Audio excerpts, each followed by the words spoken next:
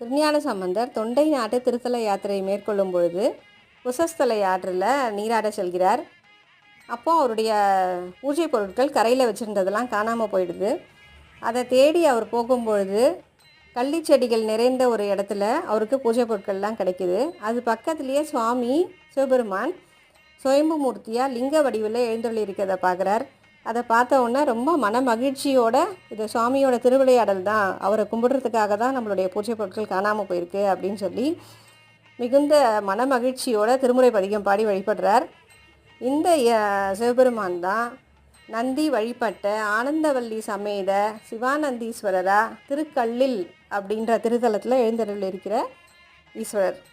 இவர் சென்னையிலேருந்து பெரியபாளையம் போகிற வழியில் கன்னிகை பேர் அப்படின்ற இடத்துக்கு மிக அருகாமையிலேயே இந்த திருத்தலத்தில் குடிகொண்டுள்ளார்.